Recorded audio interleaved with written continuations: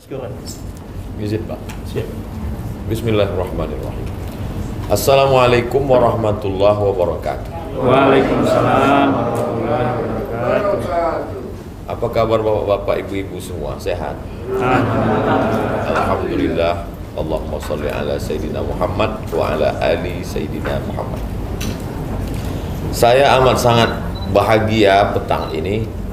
Yang pertama, inilah pertama kali saya duduk bersama Presiden Direktur JNE, Bapak Muhammad Feryadi.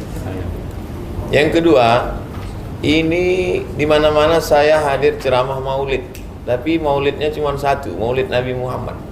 Ini dua maulid, maulid Nabi dan maulid JNE. Hari kelahiran maulid yang JNE ke 30 tahun. 30 tahun itu usia yang luar biasa. Apa hubungan 30 tahun dengan Ustaz Abdul Somad? Ya seperti usia saya juga lah. Saya 30 lebih 14, lebih 13. 30 tahun usia kematangan. Dalam dunia bisnis bisa bertahan 30 tahun. Mudah-mudahan bertahan sampai hari kiamat. Saya menulis buku dari tahun 2012. 37 masalah populer itu ketika usia saya 37 tahun. Lalu kemudian buku-buku yang lain, 77 tanya jawab sholat, 33 tanya jawab kurban, 30 fatwa seputar Ramadan. Itu orang membeli buku itu dari mulai Sabang sampai Papua ke luar negeri. Itu semua dikirim melalui JNE. Dan saya baru kali ini ke kantor JNE. Jadi kehadiran saya tidak hanya sekedar memberikan tausiah 2 bulanan, tapi mengucapkan banyak terima kasih karena buku-buku itu bisa sampai ke seluruh negeri. Dan saya yakin buku itu sampai kalau diniatkan oleh para, tidak di JNE ternyata tidak disebut pegawai, tidak disebut karyawan, tapi disebut sebagai Satria dan Sri Kandi. Saya kira satu-satunya di tempat saya ceramah, saya berhadapan dengan para Satria dan Sri Kandi. Saya membayangkan tadi mereka berkuda dengan tombak dan anak panah. Masya Allah, luar biasa. Jadi banyak hal-hal yang di luar dari kebiasaan yang saya temukan di JNE. Jadi kalau tadi dikatakan, apa tadi slogannya? 30 tahun bahagia bersama. Itu memang bukan sekedar slogan, bukan sekedar basa-basi, tapi memang berhadapan dengan orang-orang yang bahagia. Hanya saja saya tidak bisa melihat kebahagiaan dari senyum mereka karena memang mereka pakai masker. Tapi saya yakin husnuzon dari tatapan matanya adalah mata-mata orang yang berbahagia. Terlebih dari bisa saya tidak hanya bertatap muka dengan para Arjuna dan Sri Kandi, tapi dengan ibunda Pak Muhammad Feryadi, dengan keluarga besar beliau. Mudah-mudahan silaturahim ini memanjangkan umur dan memurahkan rezeki, insyaallah. Dulu Indonesia punya program namanya Indonesia Mengajar. Jadi saudara-saudara kita yang berada di desa terpencil, di kepulauan, di tengah hutan, itu tidak bisa belajar, tapi terbantu dengan program namanya Indonesia Mengajar. Tapi ada satu kesulitan, gurunya ada, buku tidak ada. Lalu bagaimana caranya? Dikumpullah buku dari kota-kota besar, Jakarta, Bandung, Surabaya, Medan, gerakan mengumpulkan buku. Setelah semua buku terkumpul, ternyata muncul masalah baru. Apa masalahnya? Buku ini beratnya sama dengan batu bata. Gimana cara ngirimnya? Bukunya murah, biaya kirimnya mahal. Akhirnya ada satu hamba Allah yang tergabung dalam sebuah ikatan. Maka mereka mengatakan untuk pengiriman buku gratis. Ternyata itu box untuk mengirim itu, walaupun isinya full dengan setengah, biaya kirimnya sama. Maka ketika dia biaya kirimnya sama, yang setengah berisi barang atau 2/3, yang kosong itu diisi dengan buku. Betapa tidak semua amal itu hanya dalam bentuk yasinan, sholawatan, maulidan, tapi berkirim buku pun menjadi amal soleh, amal jariah. Dan yang mampu melakukan mensupport program Indonesia Mengajar itu adalah JNE. Seluruh Indonesia bisa membantu. Ini jangan-jangan Ustadz Somad sebelum kemarin dia browsing dulu. Sebelum kesini tadi saya silaturahim dengan Profesor Dr. Hajah Aliyah Rashid Baswedan ke rumah beliau, karena beliau tahu saya di Jakarta. Ustadz Somad bisa datang silaturahim, insya Allah Ibu. Saya datang, kebetulan anak beliau datang, Pak Anies Baswedan. Beliaulah yang cerita, Ustadz abis ini ceramah di mana? Di JNE. Saya katakan, itu cerita JNE begini ceritanya. Itu yang saya sampaikan di sini. Lalu kemudian yang paling menarik bagi saya adalah itu JNE tidak pernah bawa bendera, Ustadz Somad. Saya diam aja, saya nggak nanya bendera apa. Masa profesor nanya? Saya diam aja, bendera apa maksudnya? Rupanya tidak pernah bawa-bawa cerita ini loh, JNE pernah menyebarkan buku, nggak pernah. Tidak pernah cerita sekian anak yatim, nggak pernah. Akan tetapi dia berbuat saja, beramal saja. Jadi kalau maulid itu adalah meneladani Rasulullah SAW, banyak orang yang bisa menceramahkan tentang Nabi Muhammad. Nabi Muhammad itu orangnya santun, Nabi itu orangnya dermawan, Nabi itu orangnya baik. Tapi hanya dalam untayan kata-kata, hanya dalam torehan pena di atas kertas. Tapi yang melaksanakan, mengaplikasikan dalam bentuk real nyata tentang kebaikan Nabi Muhammad SAW, salah satunya adalah JNE, insyaAllah. Maka menjadi pegawai JNE itu suatu keberuntungan. Saudara-saudaraku yang menjadi Arjuna dan Srikandi JNE, bersyukurlah pada Allah. Yang selama ini belum bersyukur, selesai ulang tahun 30 Maulid Nabi ini, bersyukur kepada Allah. Berapa banyak orang hanya ingin mencari sesuap nasi untuk cari makan, meninggalkan sholat. Atasannya melarang sholat, kamu nggak boleh sholat. Berapa banyak orang yang di tempat bekerjanya bisa dapat uang, tapi dia kering, tak ada spiritual di dalamnya. Menjadi Arjuna dan Srikandi JNE, ibadahnya dapat, lalu kemudian ada kajian 2 bulanan. Ini memang ngajinya 2 bulan sekali. Tali rutinnya ada. Ada kalian rutin. Lalu kemudian pula yang paling penting, satu hembusan nafasnya dunianya dapat, akhiratnya dapat. Ada orang menganggap yang namanya ibadah itu sholat duha, sholat zuhur, baca Quran. Lalu kemudian dia mengkotakkan, ini ibadah, ini kerja. Sedangkan di JNE, satu kali dia dapat sekalian. Satu langkahnya dia dapat 2 nilai.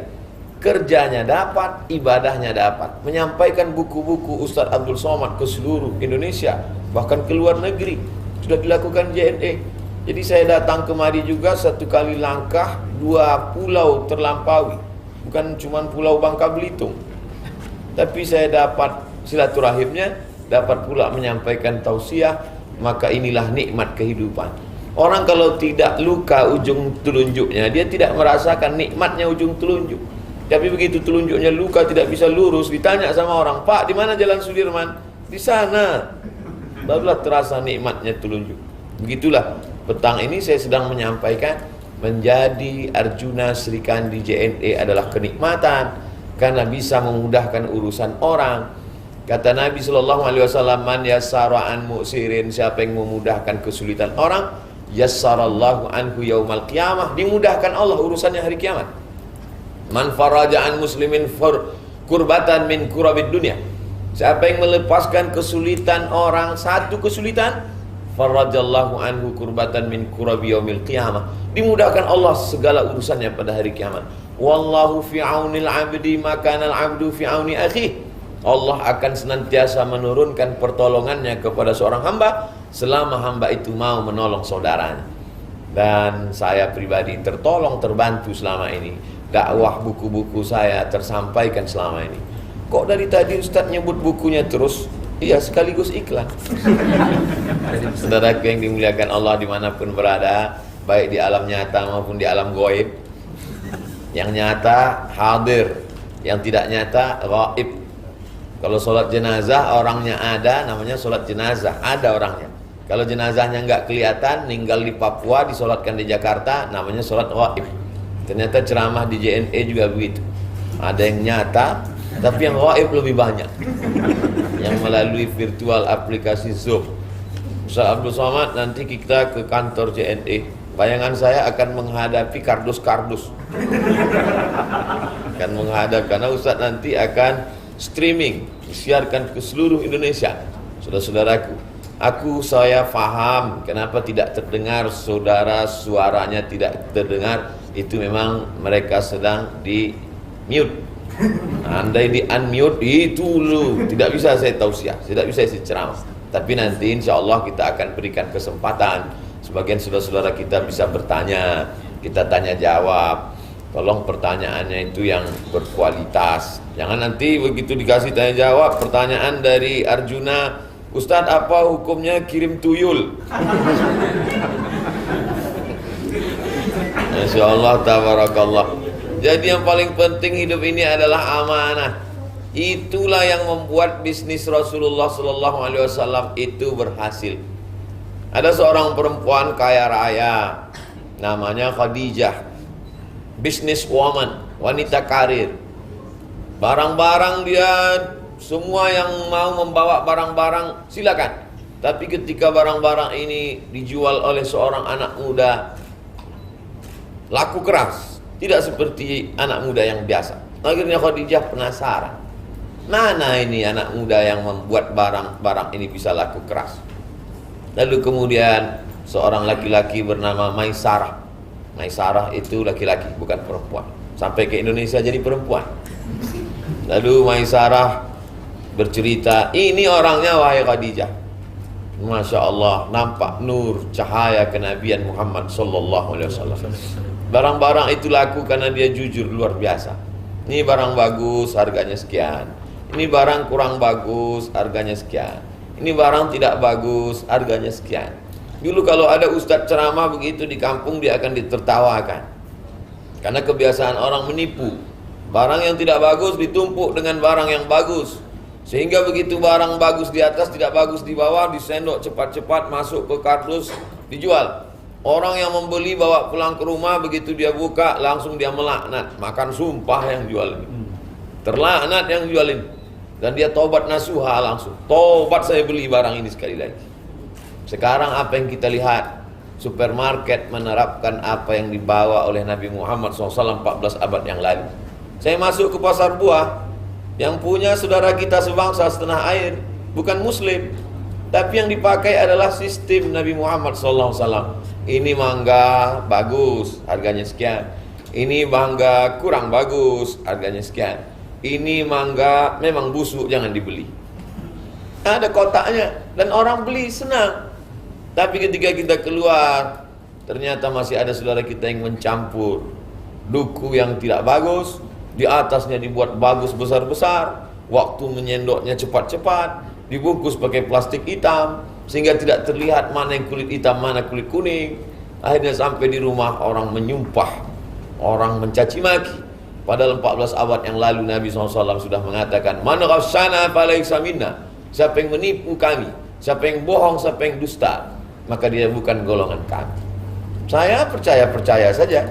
Kalau ada pegawai Sri Kandi Arjuna JNE mengatakan, ini Ustadz bukunya berat sekian, bayar sekian, saya bayar saja. Tak pernah saya minta itu tim UAS supaya bawa timbangan ke kantor JNE. Kami percaya. Tapi di hadapan Allah Subhanahu wa taala, setiap kenakalan kita itu akan diperlihatkan di pandangan mata kita, dan kita semua hafal ayatnya. Faman ya'mal mithqala dzarratin khairan yara. Sebesar biji sawi tipu dayamu, tipu muslihatmu itu dipertontonkan di hadapan matamu, dan pada saat itu tidak ada lagi yang bisa menolong. Yauma yafirrul mar'u min akhihi, orang lari dari saudaranya, wa ummihi, dari ibunya, wa abihi, dari bapaknya, wa sahibatihi, dari istri dan suaminya, wa bani, dari anak-anaknya. Kelima orang yang amat sangat dekat dengan kita, saudara kandung, ayah, ibu, istri, suami, anak-anak tidak bisa menolong.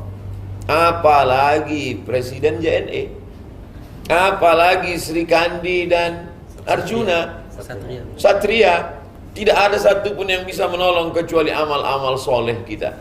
maka mengenang Nabi Muhammad SAW dalam maulid. Ustaz Abdul Somad, tolong jelaskan tentang Nabi Muhammad SAW dalam 60 menit. Menjelaskan kehidupan Nabi 63 tahun dalam 60 menit, bahasa Arabnya mustahil. Tidak mungkin. Tapi satu aspek dari kehidupannya bisa dijelaskan. Aspek apa itu? Kejujuran. Suatu ketika orang sekarang menyebutnya integritas. Setelah selesai salat, Assalamualaikum warahmatullahi, Assalamualaikum warahmatullah. Nabi tidak berzikir, tidak doa, langsung saja dia pulang ke rumahnya. Rumah Nabi tepat di samping Masjid Nabawi. Nabi langsung ke rumahnya, sahabat semua heran. Biasanya zikir dulu, doa dulu. Kenapa dia gitu? Ternyata Nabi selesai urusan. Kenapa engkau cepat sekali ya Rasulullah? Apa jawab Rasul? Ada titipan yang belum aku sampaikan, yaitu titipan pembagian ghanimah, harta rampasan perang. Ketika pembagian punya si Anu belum, maka nanti jangan heran kalau ada orang JNE selesai sholat cepat nggak sempat berdoa. Assalamualaikum warahmatullahi wabarakatuh, langsung pergi. Kenapa orang JNE cepat? Ada yang belum kukirimkan. Begitulah cepatnya Nabi SAW ingin menyampaikan, karena dia tidak ingin berlama-lama menyampaikan amanah. Kelak semua amanah ini akan diminta pertanggungjawaban di hadapan Allah. Iman, aman, amanah. Tiga-tiga ini berasal dari 3 huruf dengan akar kata yang sama. Alif, mim, nun. Dari alif, mim, nun ini iman. Dari alif, mim, nun ini amanah. Dari alif, mim, nun ini aman. Kalau orang itu beriman, dia pasti amanah, maka kita pun akan merasa aman. Kenapa hubungan saya selama ini dengan JNE ini saya merasa aman, tidak curiga sedikit pun? Karena orang-orang di JNE ini adalah orang-orang beriman dan aman. Amin. Kalau ada yang kurang-kurang beriman, insya Allah di ulang tahun yang ke-30 ini menjadi beriman dia. Amin. Masa lalunya bergelimang dosa, pernah khilaf, pernah silap, pernah salah. Siapa yang tak bersalah? Mengadulah kepada Allah. Silap salah kepada Allah dengan sholat sunat taubat, dengan beristighfar, dengan minta ampun. Astaghfirullahalazim. Allahumma anta rabbi la ilaha illa anta khalaqtani wa ana abduka wa ana ala ahdika wa wa'dika mastata'tu. A'udzubika min syarri ma sana'tu, abu'u laka bi ni'matika alayya wa abu'u bi dzambi faghfir li fa innahu la yaghfiru dzunuba illa anta. Tidak ada yang menghalangi dia dengan surga kecuali kematian. Adapun dosa kepada manusia, enaknya menjadi Sri Kandi Satria JNE. Kalau dia soleh, dia baik, maka amal dia ke seluruh penjuru Indonesia, bahkan ke luar negeri, menjadi amal jariah, amal soleh. Tapi kalau dia bohong, tipu, dusta, itu minta ampunnya ke seluruh Indonesia, dari Sabang sampai Papua. Bayangkan itu, mencari nanti di padang mahsyar, ketika berkumpul semua umat dari sejak zaman Nabi Adam sampai Adam Smith, mencari mereka semua, minta maaf. Maka yang pernah silap dan salah, minta maaf, minta ampun kepada Allah, kepada manusia, mudah-mudahan diampunkan Allah Subhanahu wa taala. Ada satu ayat khusus untuk orang-orang yang curang masalah timbangan. Namanya wailul lil mutaffifin. Celaka orang yang curang timbangan. Alladzina idza talu 'alan nas yastawfun. Ketika dia ingin membeli, menjadi konsumen, dia selalu menuntut ini kurang, ini tidak tepat, ini tidak lengkap, ini tidak penuh. Wa idza kaluhum aw wazanuhum yukhsirun. Tapi kalau dia yang menimbangkan barang orang, yukhsirun, dia merugikan orang lain.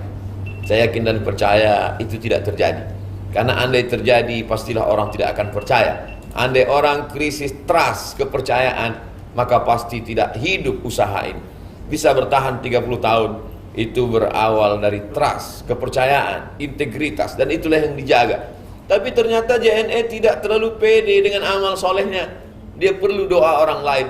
Dia tidak ingin dikatakan sebagai pendusta-pendusta agama. Ara'aital ladzi yukadzibu biddin? Tahukah kamu siapa itu pendusta agama? Pendusta agama bukan pecandu narkoba. Pendusta agama bukan pelakor. Pendusta agama bukan orang yang pezina. Pendusta agama itu siapa, kata Allah? Fadzalikal ladzi yad'ul yatim. Itu yang disampaikan oleh Pak Muhammad Feryadi tadi, mereka yang membiarkan anak yatim. Maka logo, simbol, ikon sekarang adalah tapak kaki anak kecil, tapak kaki yang lemah dan rapuh. Dua tempat mereka berpegang itu sudah patah. Ayahnya meninggal, ibunya pula lemah, tidak mampu, tidak sanggup. Tadi disebutkan kata-kata itu. Janda-janda miskin, janda-janda tua, anak-anak yatim, maka ini ditolong dalam bentuk santunan. Maka ketika sedang memberi itu, para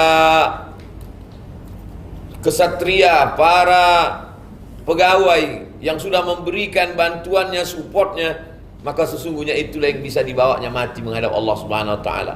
Kumpul ini uang gaji, uang tunjangan, uang segala macam, lalu kemudian disimpan di bank, sebagiannya disimpan di dalam dompet, dompetnya dikunci, masukkan lemari, lemarinya dikunci, lemarinya dalam kamar, kamarnya dikunci, kamarnya dalam rumah, rumahnya dikunci, rumahnya dalam klaster, klasternya dikunci, kebakaran, habis semua. Tapi ketika dia berikan untuk wakaf, infak, sedekah, inilah yang menolong di hadapan Allah Subhanahu wa taala. Nabi sallallahu alaihi wasallam meninggal, rumahnya sekarang tidak kelihatan, tempat tidurnya sekarang tidak kelihatan, istana Nabi Muhammad SAW tidak ada. Lalu mana warisan Nabi? Warisan Nabi tinggal ada satu Masjid Nabawi. Sekarang kalau kita ke Madinah, kita hanya melihat replika rumah Nabi SAW. Di sebelah kanan Masjid Nabawi kalau kita menghadap kiblat. Kita pergi ke museum replika. Menangislah orang Indonesia jamaah umrah melihat replika rumah Nabi. Kata Ustadz Somad sebagai pembimbing umrah, ibu, bapak, jamaah umrah, jangan nangis, jangan sedih melihat rumah Nabi ini. Kata jamaah, kami bukan sedih melihat rumah Nabi, kami sedih uang rial habis belanja Pak Ustadz. Sedih jamaah melihat bagaimana kehidupan kesederhanaan Nabi. Rumahnya tidak ada, habis sudah. Tapi ada satu yang tetap tinggal sampai hari kiamat. Apa dia? Masjid. Dan masjid itu adalah tanah wakaf. Jadi kalau hari ini JNE sudah bersedekah, sudah berbuat baik, tapi kita mau ke depan lebih baik lagi, maka wakaf ini amat sangat penting. Apa sih beda sedekah dengan wakaf Pak Ustadz? Sedekah untuk anak yatim, beras, sembako, minyak, habis, dimakan selesai. Tapi ada yang lebih baik daripada itu, yaitu wakaf. Kalaulah bisa dibuatkan sekolah wakaf JNE, TK Al-Quran, SD Al-Quran, SMP Al-Quran, SMA Al-Quran, maka ini ke depan berawal dari mimpi. Kalau sudah ada, alhamdulillah, ada satu, ditambah lagi 2, 3, maka ini akan menjadi kekal abadi.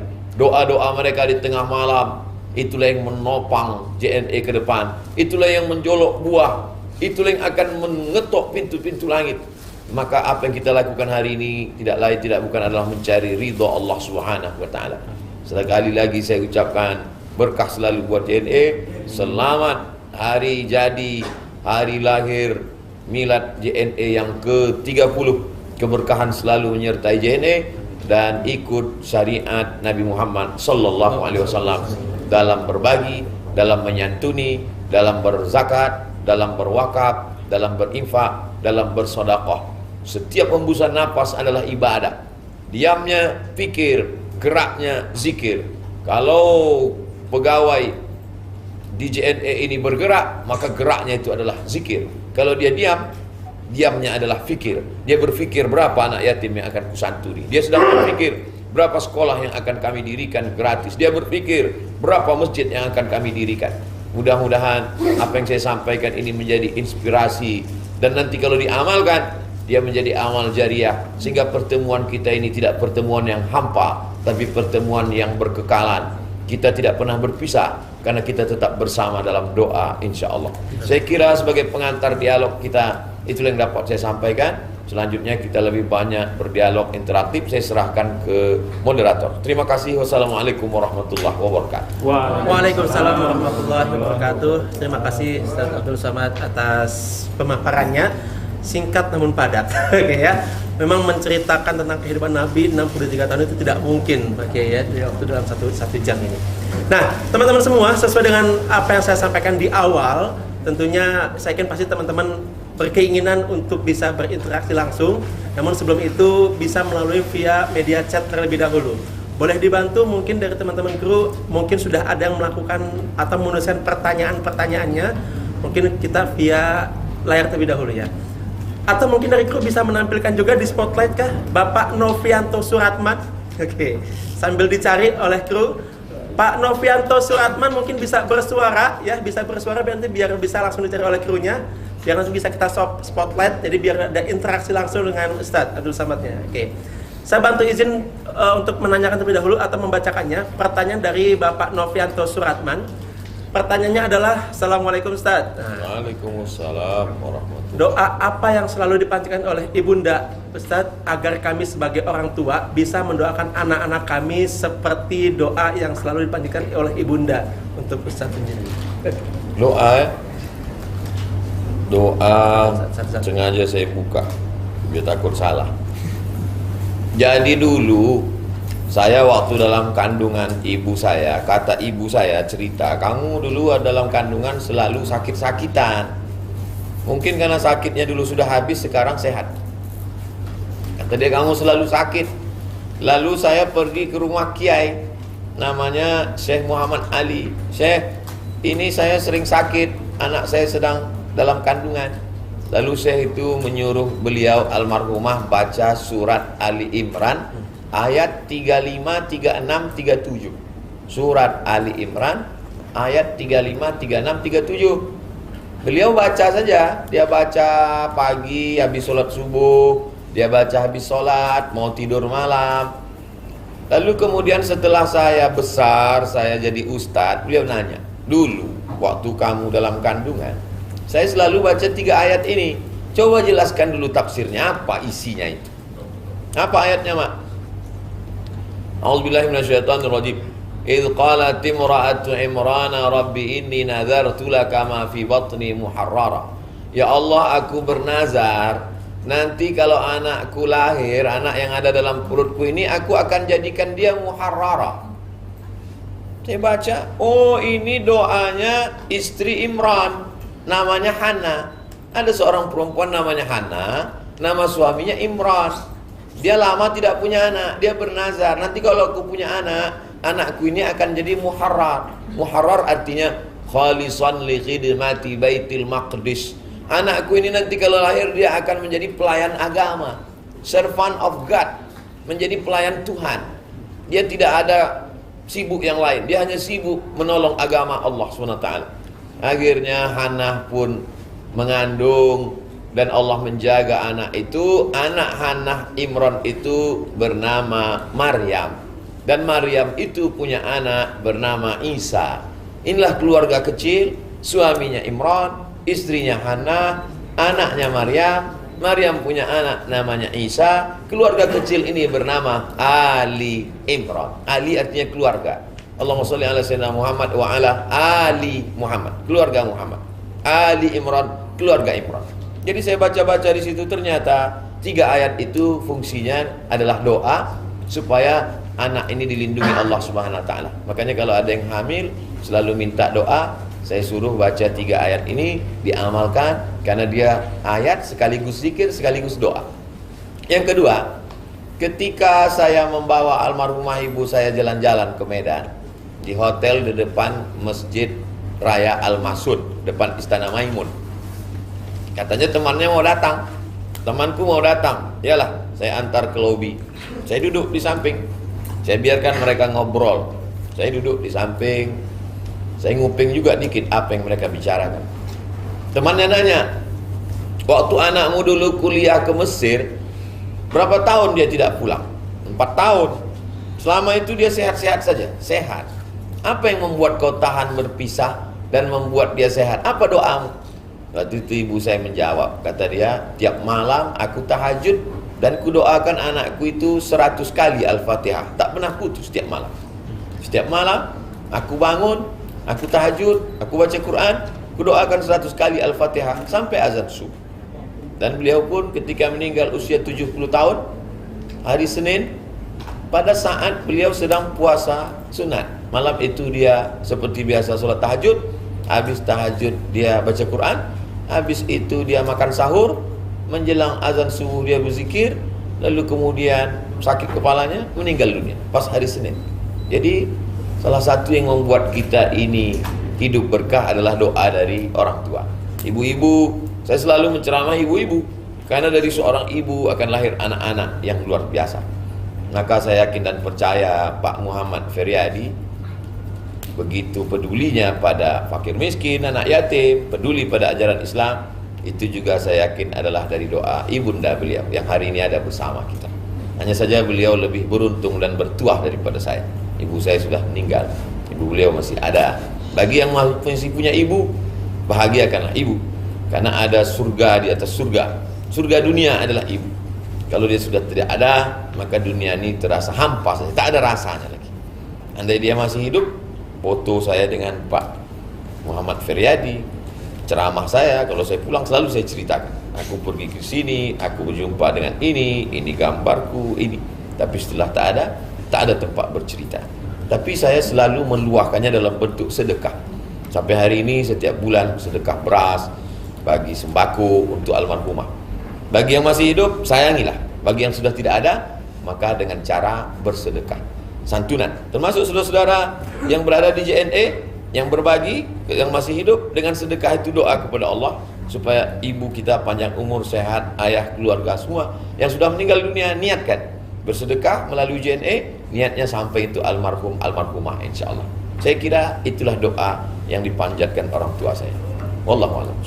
Baik, terima kasih Ustaz. Ya. Tadi Pak Novianto ya. Jadi Pak Novianto menanyakan tentang doa. Tadi ada dua kalau saya boleh simpulkan.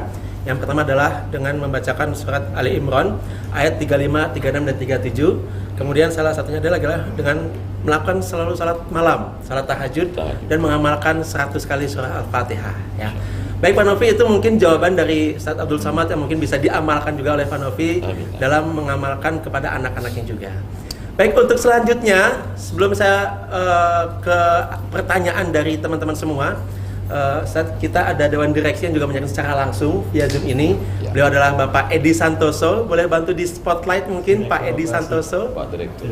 Beliau adalah Direktur Operasional kita. Boleh dibantu teman-teman kru? Kita spotlight terlebih dahulu Pak Edi Santoso, atau mungkin dikasih speakers view dulu dan juga suaranya boleh bersuara karena Pak Edi sepertinya ingin bertanya secara langsung. Iya. Halo Pak Edi. Ya.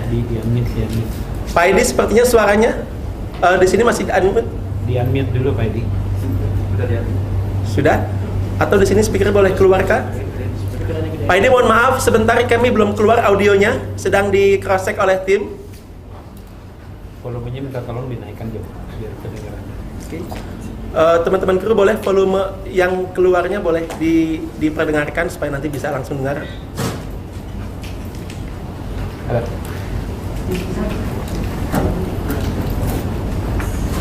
Sudah? Boleh Pak Edi bersuara, Pak Edi mungkin? Di-unmute Pak Edi. Pak Edi di-unmute. Oke. Baik. Baik Pak Edi, kami persilakan berinteraksi langsung dengan Ustaz Abdul Samad untuk memberikan pertanyaannya. Silakan Pak Edi, kami persilakan. Assalamualaikum warahmatullahi wabarakatuh. Waalaikumsalam warahmatullahi wabarakatuh, Pak Edi. Bulan ini kebetulan Pak Ferry antar rumah. Mohon maaf tidak bisa datang langsung Pak.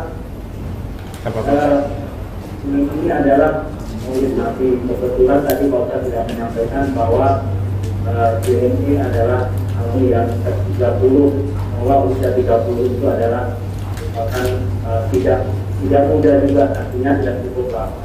Dan ingin JNE mungkin ingin hidup 1000 tahun Pak. Amin. Kalau secara Maulid Nabi tentunya kita harus bagaimana kita mengikuti atau mungkin kita meneladani sifat-sifat dari Rasulullah SAW. Mana yang saya pahami bahwa Nabi Muhammad itu adalah mempunyai 4 sifat. Pertama adalah sidik, yang kedua adalah amanah, yang ketiga tabligh dan amanah. Mungkin kita diberikan bisa dijelaskan tentang tingkat pautan agar kebetulan JNE itu adalah perusahaan di bidang jasa. Tentunya bagaimana pentingnya karyawan kita mempunyai sifat-sifat seperti Nabi, yaitu sidik, amanah, abid, dan fatona. Itu aja Pak Ustaz. Terima kasih. Assalamualaikum warahmatullahi wabarakatuh. Waalaikumsalam warahmatullahi wabarakatuh. Silakan Pak Ustaz, menanggapi. Terima kasih Pak Edi. Sebenarnya dalam ceramah singkat tadi saya menyentuh tentang sidik, amanah, tabligh, fatona. Hanya saja saya tidak kasih judulnya. Tentang kejujuran Nabi, itulah yang membuat Khadijah terpukau, barang-barang jadi laku karena dia jujur. Dia sebutkan ini modalnya sekian, ini untungnya sekian, ini cacatnya bendanya di sini karena cacat harganya segini, ini barang bagus harganya sekian. Dan kejujuran itu sekarang yang diterapkan dalam perekonomian modern, bisnis modern, di supermarket yang canggih, orang sudah menerapkan itu. Kualitas, ada kejujuran. Jual batu permata juga orang sekarang, ini yang sintetis, ini yang batu ametis, ini yang asli. Maka kejujuran itulah yang membuat berkualitas. Dalam Islam diajarkan kejujuran adalah bagian dari keimanan, siddiq. Lalu kemudian amanah. Nabi SAW tadi saya ceritakan selesai sholat, yang biasanya tenang berzikir, dia segera, karena dia mau menyampaikan amanah. Dia tidak ingin hanya karena zikir lama lalu kemudian datang malaikat maut meninggal.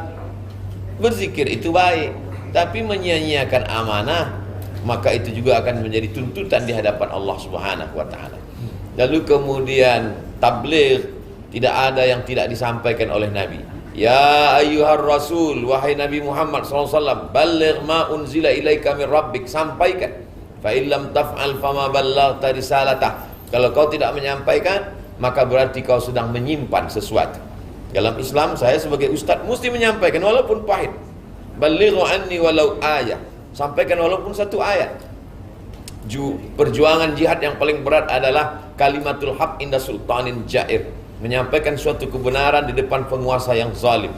Mesti disampaikan. Ya, dalam hal ini JNE menyampaikan sesuai dengan amanah, sehingga dia tidak ada sangkutan ketika menghadap Allah Subhanahu wa taala. Lalu kemudian fatanah, ada kecerdasan. Ada kecerdasan yang luar biasa. Pada saat perang Badar, itu Nabi SAW menyusun pasukan itu sebelum terbit matahari. Lalu musuh-musuhnya sudah kalah karena dia lebih duluan. Disusunlah pasukan itu di terbitnya matahari. Gimana terbit matahari? Disusun barisan. Dengan menyusun barisan di tempat terbitnya matahari, berarti sudah menang 1-0. Karena otomatis mata musuh pasti silau kena cahaya matahari. Matahari dari sini, susun pasukan sini. Musuh di depan, matanya sudah silau, dia sudah kalah 1-0. Yang kedua, Nabi berkemah dengan sahabatnya di dekat oase. Oase tempat kolam air. Musuh-musuh sudah kehausan, airnya habis. Kenapa? Karena dia berada di tempat dekat air. Yang ketiga, mereka mengamati seorang yang mengambil air malam-malam, diam-diam mengambil air. Mereka tangkap. Ternyata yang mereka tangkap ini tukang masak. Lalu ditanya si tukang masak ini, berapa pasukan kalian? Tukang masaknya ngaku, kami nggak tahu, karena kami bukan pasukan, tugas kami cuma masak. Kamu masak berapa ekor kambing, berapa ekor onta? Tukang masaknya ngaku, kami masak sekian kambing, sekian onta. Dari jumlah berapa ekor kambing, berapa ekor onta, Nabi sudah tahu pasukannya berapa, sehingga Nabi bisa menyiapkan pasukan. Jadi Nabi itu punya kecerdasan yang luar biasa. Nah, inilah yang perlu ada pada sahabat-sahabat yang bekerja, beramal, beribadah di JNE. Perlu kecerdasan sehingga usaha ini bisa maju. Tapi orang beriman dia tidak dunia oriented. Dia tidak kalau sudah dapat uang, mobil baru, rumah baru, perhiasan baru, liburan, bukan sebatas itu. Kepalanya lebih besar daripada itu. Dia ingin mandana nafsahu amila lima ba'dal maut. Kecerdasan yang paling cerdas itu bukan IQ-nya 4, bukan IQ-nya di atas rata-rata, bukan nilainya 4, bukan. Siapa itu orang yang cerdas? Mandana nafsahu, siapa yang bisa menekan hawa nafsunya, wa amila lima ba'dal maut. Dia berpikir apa amal yang tetap mengalir setelah mati. Coba tahan-tahan selera mobil baru, coba tahan-tahan selera rumah baru, coba tahan-tahan perhiasan baru, coba tahan-tahan sesuatu yang ingin lebih dari orang lain. tapi uang itu dipakai untuk wakaf, untuk sedekah, karena itulah yang kekal abadi. Apa yang dilakukan hari ini sudah amal luar biasa, tapi jangan terlalu euforia bahagia dulu, karena ada amal-amal yang lebih lagi, ada tantangan-tantangan baru yang lebih, maka itulah orang yang cerdas fatan. Saya kira demikian Pak Edi. Baik Pak Edi. Halo Pak Edi. Boleh di spotlight kembali mungkin kru? Jadi poinnya apa yang Pak Edi tanyakan adalah bagaimana sifat Rasulullah ini bisa terimplementasikan kepada seluruh karyawan JNE. Ya, tadi alhamdulillah Ustaz Abdul Samad sudah menjawab dan menjelaskan bagaimana sifat-sifat Rasulullah ini bisa terimplementasikan, tercerminkan oleh kita semua sebagai karyawan JNE. Bagaimana Pak Edi? Ada lagi atau cukup Pak Edi? Di unmute dulu. Sananya mungkin masih di unmute. Oke. Tadi masih di unmute. Baik, terima kasih Pak Edi atas pertanyaannya. Kalau gitu kita lanjut ke pertanyaan selanjutnya. Ya, masih ada dari JNE Depok, Ibu Purbasari. Ya, kalau panitia atau kru boleh men-spotlight di Ibu Purba. Pertanyaan beliau adalah, Assalamualaikum Ustaz. Waalaikumsalam. Bagaimana cara mendidik anak agar menjadi anak yang amanah? Ini katanya antara orang tua dengan anak terus nih tadi juga. Saya khawatir nanti setelah selesai ngaji, ibu-ibu mengumpulkan anaknya habis sholat maghrib, lalu dia ceramah. Ya ayyuhallazina anak-anak, amanah menurut etimologi, amanah menurut terminologi, amanah menurut Al-Quran, amanah menurut sunnah. Amanah itu tidak bisa diajarkan demikian. Amanah itu langsung aplikasi nyata dalam kehidupan. Kami dulu ketika kecil main-main di jalan, ketemu mobil-mobilan, dibawa pulang ke rumah. Nanti mau tidur malam, diperhatikan oleh ibu, oleh ayah. Lihat, ini dapat dari mana? Ini kan tidak pernah dibelikan, dapat di jalan tadi. Punya siapa? Nggak tahu. Sekarang juga antarkan di tempat di mana kau temukan tadi. Karena nanti di akhirat dia ini akan membesar dan kau akan memikulnya di hadapan Allah Subhanahu wa Ta'ala. Dulu saya kira itu hanya cara orang tua menakut-nakuti kita saja. Ternyata setelah saya jadi ustadz, belajar hadis, ternyata ada hadisnya, ada ayatnya. Wa may yaghlul, siapa yang curang, ya'ti bima ghalla yaumal qiyamah. Siapa yang curang dia akan membawa kecurangannya pada hari kiamat. Jadi apa saja kecurangan kita akan pikul itu nanti pada hari kiamat. Di akhirat nanti kita akan melihat orang-orang yang mikul mobil, ada orang yang mikul. Betapa malunya nanti kalau kita ketemu ternyata ada yang memikul titipan JNE. Karena tidak sampai. Tapi itu tidak terjadi. Sana orangnya amanah semua, insya Allah. Amin. Betapa malunya kita ada yang mikul bakwan. Karena dulu waktu SMP makan 3 bayar 1. Ini amanah-amanah semua. Nah, jadi itu yang diajarkan. Kemudian saya ketika SMP, saya sekolah madrasah, namanya Madrasah Sanawiyah Muallimin di Medan. SMP, selevel SMP. Itu di depan sekolah ada tukang jual miso, bakso. Dan teman-teman saya lihat kalau makan tahu, Bu, tahunya 2, padahal saya hitung tadi rasa-rasanya lebih. Kenapa dia tidak amanah? Kami selalu diajarkan, engkau kalau kau lihat orang tua itu ibumu. Diajarkan begitu orang tua. Kalau kau lihat ada orang tua itu ibu. Saya tidak sekalipun pernah makan makanan itu lebih dari yang saya bayar. Kalau saya makan 1, saya bayar 1, saya makan 2, saya bayar 2. Bukan karena saya takut pada Allah, karena waktu itu kita kecil, kita belum tahu betul tentang konsep Allah. Tapi saya melihat ibu penjual itu adalah ibu saya. Saya tidak akan tipu dia. Bagaimana kalau saya menipu ibu saya? Jadi selalu kita sadarkan pada anak-anak, nah, jangan kau ejek ibu itu ibumu. Maka ketika dulu kami kuliah di Mesir, sangat rindu kepada ibu, sangat rindu kepada orang tua. Ketika sedang haji ke Makkah dari Kairo, naik kapal laut 2 hari 2 malam sampai di Makkah, kita selalu melihat ibu-ibu itu adalah ibu. Oh, ibu-ibu jamaah haji ini adalah ibu kita seperti ibu kita. Maka saya pun ceramah, saya ditanya oleh beberapa jamaah, Ustadz, ada yang saya catat dari ceramah Ustadz. Kenapa Ustadz 2 poin. Pertama, kenapa Ustadz kalau ceramah itu seperti ngobrol, ceramah Ustadz dialogis. Yang kedua, kenapa kalau Ustadz ceramah, Ustadz tidak pernah menyentuh pornografi. Sebagian Ustadz ada yang cerita porno untuk ketawa. Saya katakan yang pertama, saya ketika ceramah, saya menghadapi seolah-olah di depan saya itu adalah ibu saya. Yang kedua, Tidak mungkin saya menyentuh hal berbau pornografi di depan orang tua saya, di depan kakak saya, di depan adik perempuan saya. Maka saya cerita masalah agama saja. Jadi bagaimana itu kita tanamkan ke anak kita. Itu kalau kau lihat ada anak gadis, dia adalah adikmu, dia adalah kakakmu. Kemudian amanah ini, lalu kemudian orang tua ini. Betul, pendidikan pertama itu adalah pendidikan di rumah. Al-madrasatul ula. Kami dulu diajarkan tidak hanya masalah amanah uang, masalah amanah uang jajan, masalah amanah bagaimana mengatur waktu pribadi. Berawal dari bangun tidur, bagaimana spray tempat tidur ini harus bersih, harus rapi. Kemudian tidak boleh meletakkan anduk di atas tempat tidur basah, harus dijemur. Kemudian melipat pakaian. Nanti kau sekolah jauh, kau tidak punya saudara perempuan. Nanti kalau kau sekolah jauh, kau mesti pandai masak, mesti pandai belanja. Apa yang dikatakannya itu betul. Akhirnya kami pergi ke Mesir 4 tahun, ke Maroko 2 tahun. Bagaimana mengatur beasiswa yang hanya 162 pon, di Kairo yang 50 pon untuk biaya makan, 50 pon untuk sewa rumah, yang 50 pon untuk jajan, yang bagaimana ini. Jadi amanah itu luar biasa. Ibu kalau berhasil mendidik anaknya berikan luar biasa. Sedangkan bapak mencari nafkah. Dua-duanya penting, berbagi-bagi tugas. Maka insya Allah ibu-ibu yang sebagiannya menjadi Sri Kandi bekerja, maka sebagian waktu untuk anak sudah terambil. Maka ketika sudah selesai bekerja di JNE, pulang ke rumah, matikan handphone, matikan TV, maka full lah waktu itu untuk anak. Jangan lagi sampai setelah habis dia untuk orang lain, lalu kemudian waktu untuk anak ini tersita, sehingga dia menjadi anak yang kehilangan perhatian kasih sayang seorang ibu. Ibu adalah makhluk yang luar biasa. Ibu dan ayah adalah makhluk ciptaan Allah yang langsung setelah Allah langsung mereka. Wa qadha rabbuka alla ta'budu illa iyyah wa bil walidaini ihsana. Setelah Allah langsung orang tua.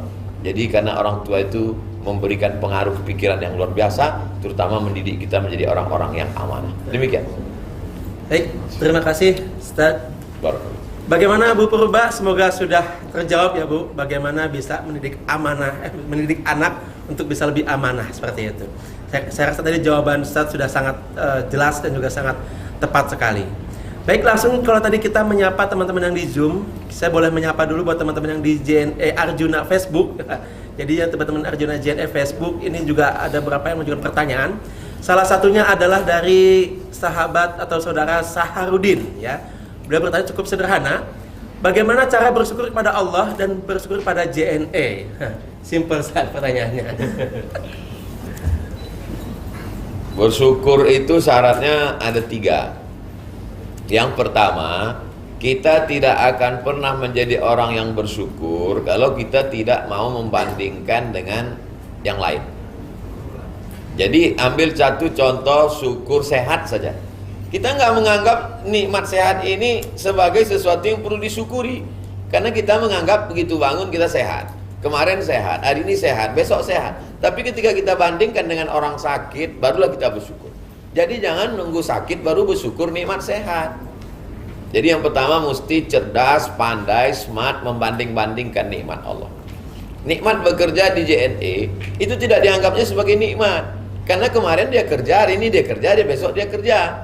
Dia anggap sesuatu yang lumrah. Tapi begitu dia baca ada PHK, ada orang yang nggak punya kerja, dikenalkan Allah dia dengan orang yang selama ini membuat surat lamaran sampai kemana-mana, sampai hari ini nggak kerja, di situ baru dia bersyukur. Jadi syarat syukur yang pertama, pandai-pandai membandingkan nikmat. Karena nikmat itu ketika tercabut dia baru terasa hilang. 2, kita baru mensyukuri nikmat kalau kita sadar nikmat itu datang dari mana. Banyak orang nggak mensyukuri nikmat karena dia anggap itu, ini mobil saya, ini rumah saya, ini uang saya, ini hasil jerih payah saya. Akhirnya datang angku sombongnya. Tapi kalau dia sadar bahwa itu semua adalah titipan Allah, baru datang syukurnya. Maka selalu kita baca ayat. Sebelum tidur malam, itu kita selalu disuruh baca lillahi ma fis samawati wa ma fil ard. Segala yang ada di langit, ada yang di bumi punya Allah. Lalu sekarang kenapa punya kita? Dititipkan Allah sementara malaikat maut datang. Sementara hayat di kandung badan, sementara ruh bersemayam dalam jasad. Kalau ruh sudah keluar dari jasad, selesai, game is over, kita berpindah ke alam berikutnya. Sementara itulah ini kita dapat, dan itu kata orang punya kita. Kata orang punya kita, yang bilang itu punya kita siapa? Pak Polisi. Karena memang begitu tertulis di STNK BPKB, punya kita. Begitu kita meninggal, dibawa ke kantor Samsat, udah berubah punya orang lain. Kata BPN itu punya kita. Badan Pertahanan Nasional mengatakan tanah itu punya kita. Begitu kita meninggal, ternyata dia alihkan ke orang lain, bukan punya kita. Hakikat yang punya kita mana? Ya itulah yang kita wakafkan itu. Yang ketiga, kita baru mensyukuri nikmat kalau kita sadar bahwa dulu ketika kita lahir, tapak kaki kita 2 jari, panjang kita 1 jengkal. Makanya kalau ada anak lahir, akikah anak-anak teman kita, kita datang. Saya nggak mau datang akikah Pak Ustadz, makan kambing, naik kolesterol saya. Siapa nyuruh kamu makan? Yang mau makan silakan makan, yang enggak ya minum aja. Atau datang ngelihat tapak kaki yang 2 jari. Itulah engkau 30 tahun yang lalu. Itulah panjangmu 40 tahun yang lalu. Kau nggak punya apa-apa. Maka kalau kita sadar itu, kita akan bersyukur kepada Allah Subhanahu wa taala. Itu syukur pada Allah. Cara mensyukuri nikmat Allah dengan ucapan banyak-banyak zikir. Subhanallah, alhamdulillah, Allahu akbar, banyak-banyak solawat, Allahumma sholli ala sayyidina Muhammad. Dari rumah tempat kerja ke kantor JNE bersolawat. Dari kantor ngantar titipan ke rumah-rumah sambil bersolawat, Allahumma sholli ala sayyidina Muhammad. Saya perhatikan itu. Saya banyak lihat orang sahabat kita naik sepeda motor nggak berhenti solawat. Saya sangka solawat, rupanya ada handphone di samping helm. Jadi banyak-banyak bersolawat, banyak ngobrol. Ini cara kepada manusia. Adapun kepada Allah SWT, adapun kepada manusia, man lam yashkurin nas lam yashkurillah. Siapa yang tidak pandai berterima kasih kepada manusia, maka dia tidak bersyukur kepada Allah. Siapa yang tidak berterima kasih kepada JNE, maka dia tidak bersyukur kepada Allah Subhanahu wa taala. Jadi kedatangan saya termasuk menyampaikan ungkapan terima kasih, karena selama ini saya memakai jasa untuk pengiriman buku-buku jamaah, buku saya ke jamaah. Lalu kemudian bagaimana cara kita mensyukuri nikmat ini? Ya ini. Kalau ada program pengajian ikut, bisa langsung datang, alhamdulillah. Mau datang nggak cukup tempat, nggak ada seat, bisa melalui streaming. Lalu kemudian taat pada aturan, on time tepat waktu, amanah, integritas, maka itu adalah bagian dari cara syukur. Sebenarnya maknanya sama-sama syukur, hanya saja bahasa Indonesia kita lain. Kalau kepada Allah bersyukur, kepada manusia berterima kasih. Demikian. Baik, terima kasih Pak Sahari. Bagaimana Pak? Oke, saya rasa tadi sudah sangat jelas sekali. Ada 3 poin tadi kesimpulannya. Yang pertama adalah ketika kita ingin menunjukkan rasa syukur kepada Allah, yaitu dengan cara pandai-pandai membandingkan nikmat, gitu ya. Kemudian yang kedua adalah sadar juga bahwa nikmat yang kita punya ini adalah titipan dari Allah. Kemudian yang ketiga adalah sadar bahwa kita ini lahir di dunia ini tanpa memiliki apapun. Nah, dan implementasinya adalah dengan cara perbanyak zikir, perbanyak salawat dan lain-lainnya seperti itu. Baik, Ustaz, ini adalah pertanyaan terakhir tadi ya. Teman-teman semua, kami mohon maaf mungkin dari sekian banyak pertanyaan tidak dapat kami tampilkan dan tidak dapat kami bacakan dikarenakan keterbatasan waktu yang kita miliki. Jadi 4 pertanyaan ini sudah bisa mewakili dari seluruh pertanyaan yang sudah teman-teman sampaikan, baik yang ada di media Zoom maupun yang ada di JNE Arjuna atau di Facebook seperti itu.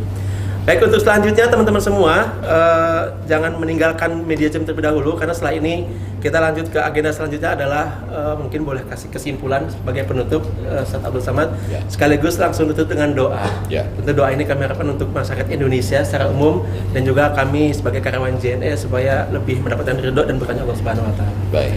Pada Ustaz Abdul Samad kami persilakan. Saya simpulkan pada 5 poin. Yang pertama, memperingati Maulid Nabi Muhammad SAW adalah mengambil intisari, saripati dari kehidupan Nabi. Salah satu yang dapat kita ambil adalah kejujuran dan amanah Nabi Muhammad SAW. Kita aplikasikan dalam kehidupan nyata di tengah keluarga dan di tempat bekerja. Yang kedua, ungkapan cinta kepada Nabi diucapkan dengan tulus dengan lidah, memperbanyak Allahumma sholli ala sayyidina Muhammad wa ala ali sayyidina Muhammad. Apa bukti cinta? Kita berkorban. Apa pengorbanan kita? Bantulah syariat Nabi Muhammad. Bagaimana cara membantunya?